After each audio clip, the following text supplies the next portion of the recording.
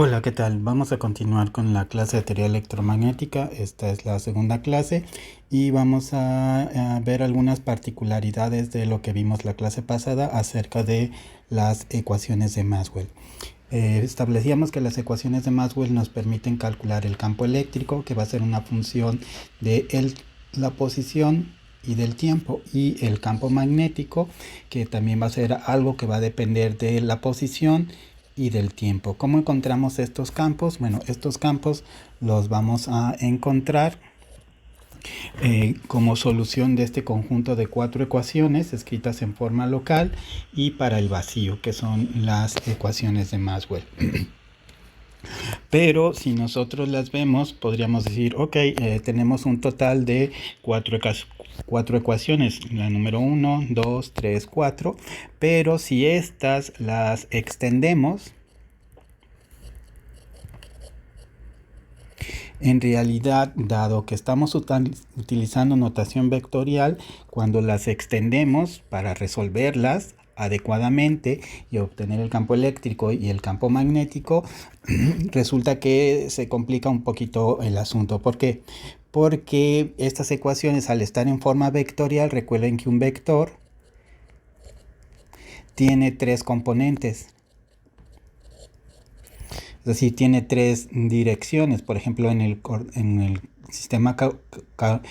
sistema coordenado cartesiano tendríamos X, Y y Z.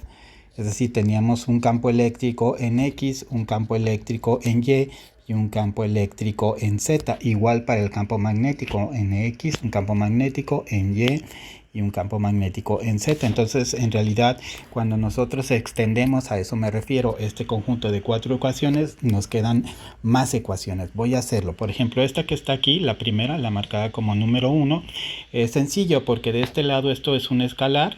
Esta que está aquí es un escalar y ρ también es un escalar. Quiere decir entonces que efectivamente esta función solamente te va a quedar como una ecuación. Es decir, esto te va a quedar como la divergencia. La divergencia es un escalar y esto va a ser igual a ρ sobre epsilon sub 0.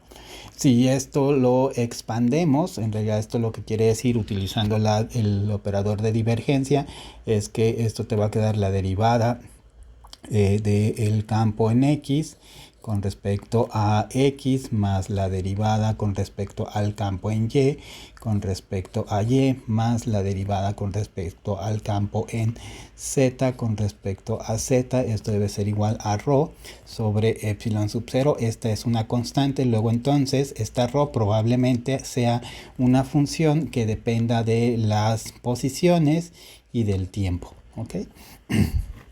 Y entonces en este caso esta ecuación, la ecuación 1 corresponde con una ecuación cuando se expande. La divergencia del campo magnético va a suceder lo mismo. Cuando nosotros expandimos esta, te va a quedar la derivada parcial del campo magnético con respecto a de la componente X con respecto a X más la componente del campo magnético con respecto a Y con respecto a Z más la componente del campo magnético con respecto a Z derivado con respecto a Z y este igual a 0. Y entonces otra vez nuevamente la ecuación 2 corresponde nada más con una ecuación en forma expandida, ¿no? En términos de las componentes del campo que intervienen. Para la ecuación 3 va a resultar un poco distinto el valor, porque vean que de este lado, que está acá del lado derecho, tenemos la derivada con respecto al tiempo de b, pero b es un vector. Eso quiere decir entonces que vas a derivar esta con respecto al tiempo, esta con respecto al tiempo y esta con respecto al tiempo. Entonces, eso quiere decir que cuando nosotros expandamos esta ecuación 3, me va a quedar el rotacional del campo eléctrico. Lo voy a denotar así para no extender el rotacional. En la componente X tiene que ser igual a la misma componente del otro lado, la derivada parcial del campo en X con respecto al tiempo. Y entonces esta sería un equivalente de la ecuación 3, pero para la componente X. Vamos a ponerla así, la componente X. Si quisiéramos la componente en Y, tendríamos que tomar el rotacional del campo eléctrico y le voy a indicar que tomo la componente en Y. Y esto tiene que ser igual a menos la derivada parcial con respecto a la componente Y, que es la que estoy tomando, con respecto al tiempo. Y entonces esta sería la ecuación correspondiente en Y. Para la componente Z, algo análogo, te va a quedar el rotacional del campo eléctrico, componente Z, y esto lo indicaríamos como menos la derivada del campo ahora en la dirección Z, derivado con respecto al tiempo, y esta sería la ecuación en Z. Entonces vemos que para la ecuación 3, en realidad cuando nosotros la expandemos, esto corresponde a 3 ecuaciones. Entonces aquí tendríamos una y tendríamos 3. Si hacemos lo mismo con la ecuación 4, ya no lo voy a hacer, pero la idea es totalmente análoga, ¿sí? Vamos a poner aquí, entonces te quedaría el rotacional del campo magnético y aquí podemos poner la componente Y, donde Y puede ser X, Y o Z, cualquiera de las 3 componentes que elijamos, tiene que ser igual a mu sub 0. J también es un vector, entonces tiene componente X, componente Y componente Z. Y entonces aquí lo ponemos así, componente Y, donde Y otra vez es X, Y, Z. Nosotros elegimos cuál vamos a estudiar. Y aquí te va a quedar mu sub 0, epsilon sub 0. Y esta derivada también tiene 3 componentes, porque el campo eléctrico, aquí vemos que tiene 3 componentes. Entonces también podemos indicarlo, la derivada parcial del campo. Le pongo una I para indicar que puedo tomar cualquiera de estas 3 componentes que tenemos aquí y lo derivo con respecto al tiempo. Y entonces, como Y tiene 3 componentes, en realidad la ecuación 4 corresponde con 3 ecuaciones. Entonces tendríamos que resolver para obtener los campos eléctricos y los campos magnéticos como función de la posición y del tiempo, un conjunto, 3 ecuaciones aquí, 3 ecuaciones acá, una acá, entonces serían 3 y 3, 6, 7, 8. Tendríamos un total de 8 ecuaciones diferenciales por resolver. Entonces la tarea de resolver esas ecuaciones no es trivial, requiere cierto proceso de aprendizaje, cierto proceso de habilidad para poder ir más o menos manejando casos sencillos e irlos complicando. Cada vez que los complicamos aprendemos algo acerca de cómo son las soluciones hasta que finalmente podemos resolver un conjunto de 8 ecuaciones diferenciales. Noten que estas ecuaciones están acopladas, ¿no? En este caso nada más aparece el campo eléctrico, esta que está acá nada más aparece el campo magnético, pero aquí ya están combinadas. Vean, aquí aparece la componente X, bueno, aquí aparecen las componentes combinadas del campo y acá, también aparece el campo magnético. Entonces aquí tenemos el eléctrico y el magnético, ahí están acopladas. Igual va a pasar acá. Aquí tenemos componente del campo magnético, pero luego acá tenemos componente del campo eléctrico, entonces están acopladas. Entonces no podemos resolver una sin resolver el conjunto de las otras. Y cuando las resolvemos, vuelvo a insistir, pues eso lo que nos va a dar es el campo eléctrico y el campo magnético. Y con estos campos, en principio, yo entonces puedo describir cualquier fenómeno eléctrico o magnético que esté estudiando. El objetivo, digamos, central de la teoría electromagnética es encontrar estos campos a través de la solución de este conjunto de 8 ecuaciones diferenciales en forma extendida, o si lo quieren ver, a través de la solución de este conjunto de 4 ecuaciones diferenciales que son las ecuaciones de Maxwell que nos ayudan a describir el sistema. Ok, otra cosa importante que ocurre es que noten que aquí los campos eléctricos y los campos magnéticos dependen de la posición y del tiempo. Es decir, el campo eléctrico es algo que está cambiando en la posición, en cada punto del espacio va a estar cambiando, pero también va a cambiar en el tiempo. A medida que avanza el tiempo, entonces el campo eléctrico cambia. Lo mismo para el campo magnético. Pero ¿qué sucedería si yo hago ahora la suposición de que el campo eléctrico es solo función del vector posición? Es decir, solo depende de la posición, y el campo magnético va a ser solo un campo que depende de la posición. Es decir, quitamos la dependencia del tiempo. El tiempo lo vamos a descartar de las posibles soluciones. Entonces el tiempo ya no depende. Si hacemos eso en este conjunto de 4 ecuaciones, veamos qué sucede. Para la primera ecuación, esta que tenemos aquí, no aparece el tiempo de manera explícita. Entonces en esa pues no va a suceder nada. La podemos dejar igual. Entonces vamos a ponerla acá. Te va a quedar entonces que el rotacional, perdón, la divergencia del campo es igual a ρ sobre, voy a ponerle explícitamente que esto nada más depende de la posición, ρ y ρ nada más depende de la posición, sobre epsilon sub 0. Para la ecuación 2, ¿qué va a suceder? No, otra vez no aparece de forma explícita el tiempo aquí, por lo tanto la pasamos igual. Y entonces esto te quedaría el rotacional del campo magnético, perdón, la divergencia del campo magnético, voy a hacer explícita la dependencia, que solo depende de la posición, es igual a 0 en este caso, ¿ok? Las otras sí se van a modificar. Vean que si esta hacemos que el campo magnético tiene una derivada con respecto al tiempo, pero si yo digo que el campo magnético no depende del tiempo, aquí está explícitamente diciendo que no depende del tiempo, luego entonces quiere decir que esta derivada que aparece aquí es 0. Y entonces esta ecuación sí se modifica. Cuando quitamos el tiempo, entonces te va a quedar simplemente el rotacional de E. Voy a ponerle de R, que solo depende de la posición, y esto te va a quedar 0. ¿Por qué 0? Pues porque aquí te queda la derivada de una constante, porque no depende del tiempo. Para la otra ecuación, este no se va a alterar, este término no se va a alterar, pero otra vez aquí la misma lógica, tengo una derivada temporal, ¿no? Del tiempo, del campo eléctrico, pero el campo eléctrico estoy diciendo que no depende del tiempo, luego entonces no va a participar la derivada. Esta derivada que está aquí se va a cancelar y te va a quedar por lo tanto la ecuación, el rotacional del campo magnético va a ser igual a mu sub 0 J. ¿Ok?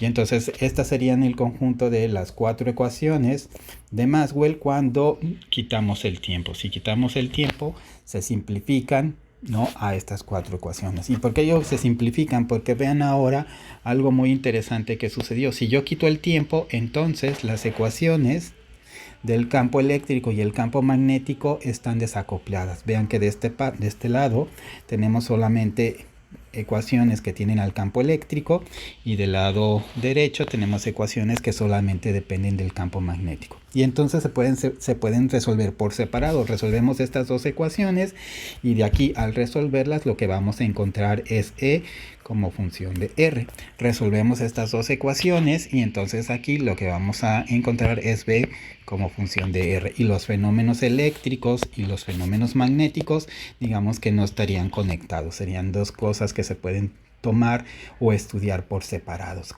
¿Cómo se hace eso? Simplemente quitando la dependencia temporal. Entonces, el tiempo es un parámetro muy importante porque cuando lo quitamos nos permite que las ecuaciones no se simplifiquen y se puedan estudiar los campos eléctricos y los campos magnéticos por separado.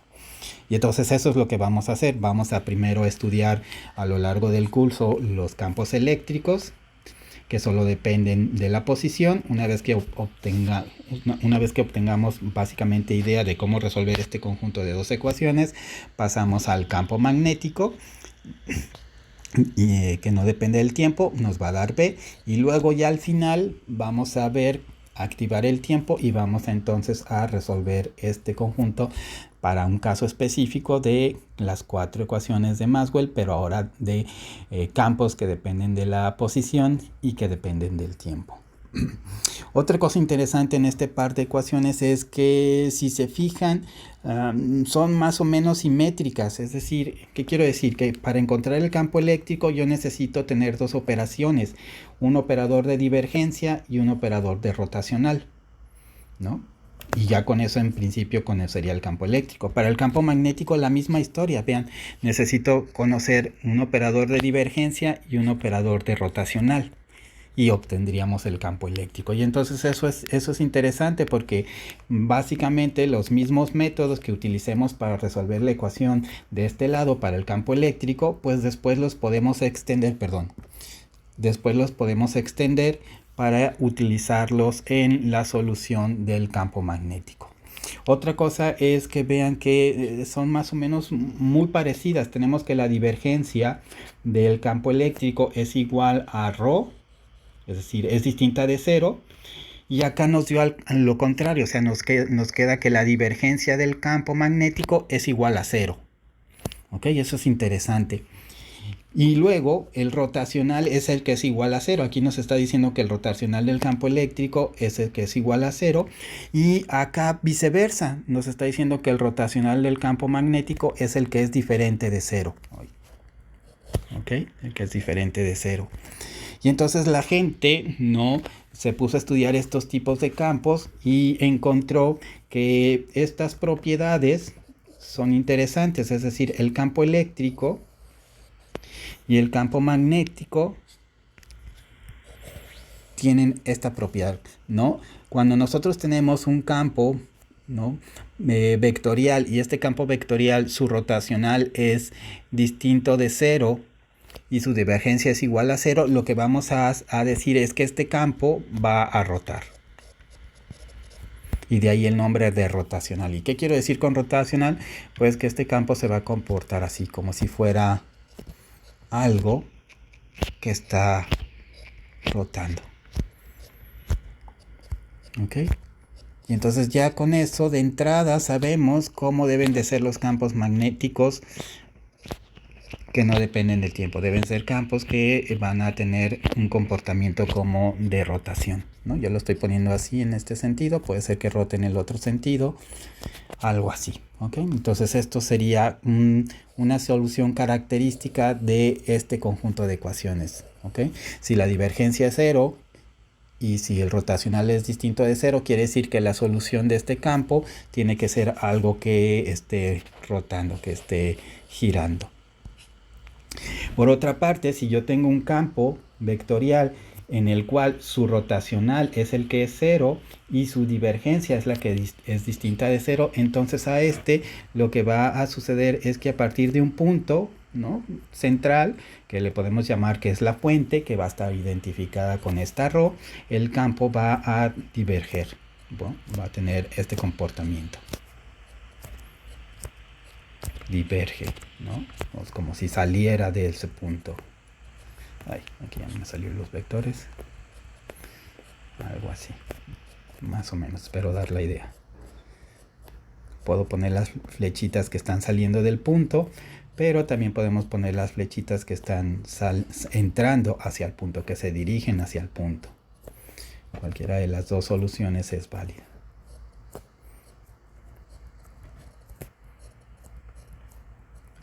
¿No? Me queda un poco descuadrado, vamos a ponerlo aquí, digamos, este es el punto. Y entonces siempre que vean, ¿no?, que tenemos dos conjuntos de ecuaciones, la divergencia diferente de 0 y el rotacional igual a 0, entonces el campo forzosamente tiene que tener este comportamiento.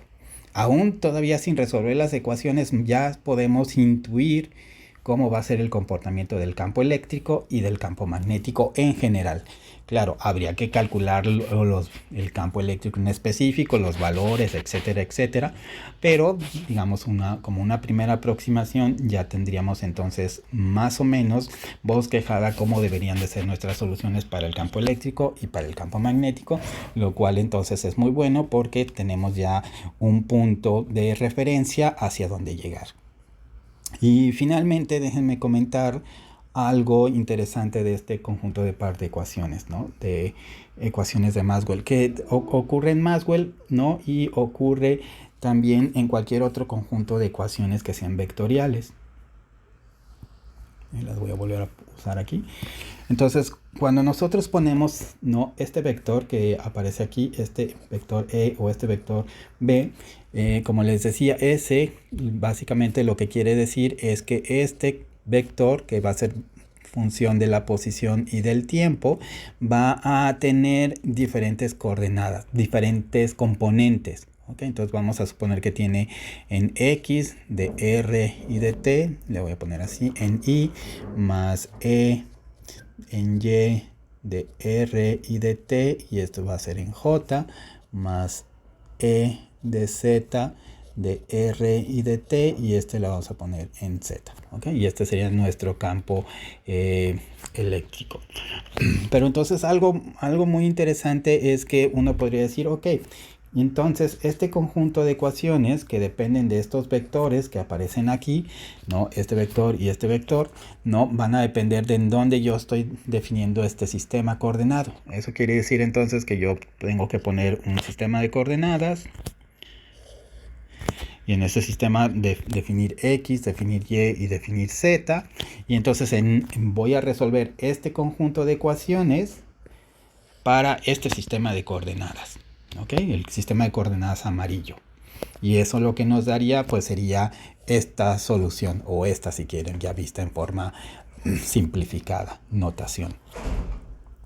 Pero entonces alguien puede decir, muy bien, pero ¿qué pasa si yo ahora tomo otro sistema de coordenadas? Ahora rojo, ¿no? X, Y y Z. Y entonces digo, ¿cuáles serían la solución, ¿no? de este conjunto de ecuaciones? Pero ahora para este sistema. ¿Ok? Y la respuesta es muy sencilla. La respuesta es básicamente serían estas. ¿Ok? Serían la misma. Y eso es la importancia de por qué se ponen estos, ¿no? ecuaciones de Maxwell en notación vectorial, porque cuando la ponemos en notación vectorial, básicamente lo que estamos diciendo es que va a ser válida para cualquier sistema de coordenadas, ya sea un sistema de coordenadas amarillo, un sistema de coordenadas rojo, o si quieren podemos poner uno por acá más complicado que esté rotado, incluso. Este sería X, este sería Y y este sería Z, un sistema de coordenadas verde. ¿Ok? Y en los tres sistemas las soluciones serían la misma. ¿Ok? ¿Por qué? ¿Por qué ocurre esto? Porque básicamente cuando yo pongo un vector, vean, si suponemos que este va a ser nuestro vector del campo eléctrico, déjenme lo pongo de este lado, voy a usar otro color. Un color azul. Supongamos que aquí nos da este. Este es nuestro campo eléctrico. Casi no se nota, déjenme cambiar a un color más clarito. Si suponemos que este es nuestro campo eléctrico, que está aquí, ¿ok? Y este está puesto en el sistema de coordenadas amarillo. Pero ahora, si nosotros quisiéramos verlo en otro sistema de coordenadas, pues lo único que va a pasar es por las propiedades del vector, es que este vector, si nosotros lo trasladamos, nosotros lo llevamos y lo movemos, ¿no? de este punto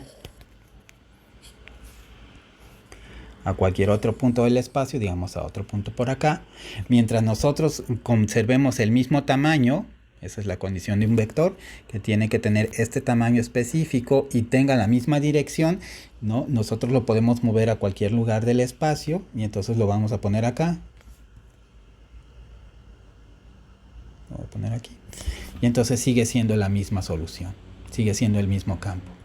Luego entonces eso lo que quiere decir es que como esto está escrito en forma vectorial y los vectores, mientras yo conserve la misma dirección y el mismo tamaño, los puedo describir en cualquier sistema de coordenadas. Y entonces estas ecuaciones escritas en forma vectorial, y en general cualquier ecuación escrita en forma vectorial, no depende del sistema de coordenadas que nosotros utilicemos para describirlo. Podemos ser no genéricos con respecto al sistema de coordenadas que nosotros vamos a utilizar.